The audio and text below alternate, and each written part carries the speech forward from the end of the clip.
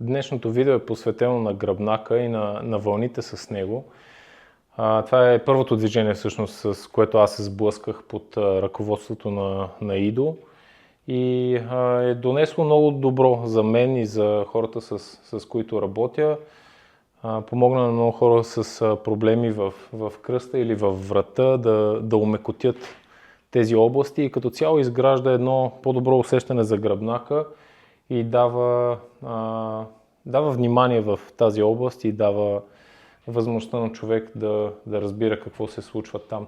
Ако погледнем гръбнака, може да си дадем сметка, че природата го е предвидила за движение и опита да го държим просто като права линия и стабилен, всъщност не е най-доброто ни решение. Затова започваме да връщаме тези малки движения, които съществуват между всеки от прешлените, за да може гръбнака да работи като едно цяло, а не да има области, които по някакъв начин се сковават и замръзват и тогава цялата верига се променя и натоварването започва да бъде неравномерно и съответно не е оптимално за нас. Има няколко важни неща, когато се упражнявате. Едното е да се опитате да сте внимателни и концентрирани. Не бързайте през движението. Дайте си време да усетите. В началото може да се усещате като че гледате в тъмното, но във времето това ще се подобри значително. Ще започне да има повече усещане от тези области, които в момента са ви малко мъгливи в вас, в тялото.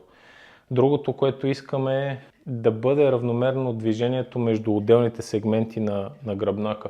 Обикновено най-подвижните части на хората са областта на врата и областта на пояса, но в областта на гръдния кош сме по-малко подвижни и се опитвайте да подравнявате движението по тази част. Не дейте да злоупотребявате с движението на кръста, особено при разгъването и движението на врата. Също. Искате да имате хармонично, цялостно движение, равномерно по всички сегменти. Работете бавно и търпеливо, нещата ще се подобрят. Първият етап е етапа на изолацията. Ставаме с лице към стената и докосваме първо с носа, после с брадичката, гръдната кост,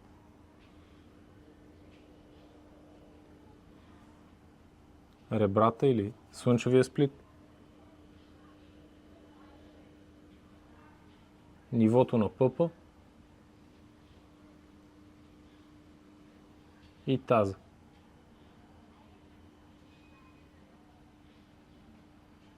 На всяка от точките си представям, че нещо ме издърпва, докато докосна и след това се връщам. Превръщам тази точка в центъра на движението.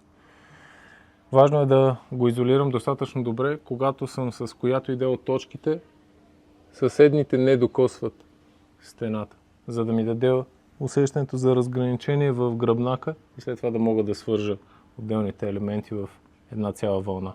Вторият етап е етапа на интеграция с помощ от стената все още. Заставам на същото разстояние и започвам вместо да изтеглям носа назад, както беше при първия вариант, да замествам носа с брадичката. Брадичката замествам с гръдната кост с ребрата, ребрата с областта на пъпа, пъпа с таза, след което се връщам в изходна позиция. 1, 2, 3, 4, 5 и 6. Още по-важно става да мога да ги разгранича добре, да не ги засичам и да отдръпвам точката, която току-що е била на стената, когато идва следващата.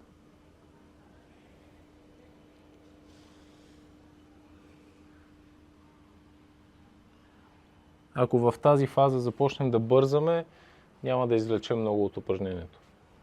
И третата фаза е да направим същото нещо като във втората, но без помощта на стената.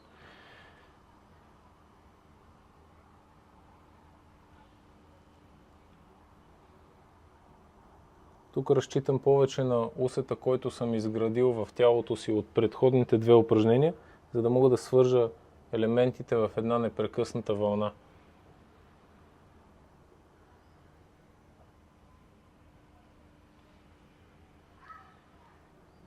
Старая се да нямам голямо усилие в мускулатурата. Не искам да се стягам и да се напъвам, защото работя за мекотата на тялото, а не за неговата стегнатост. Понеже е важно не само какво правим, а има много голямо значение как го правим.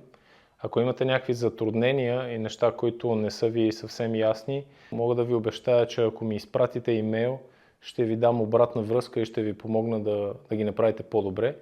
Може да намерите имейла в описанието. Ще се радвам да бъда полезен.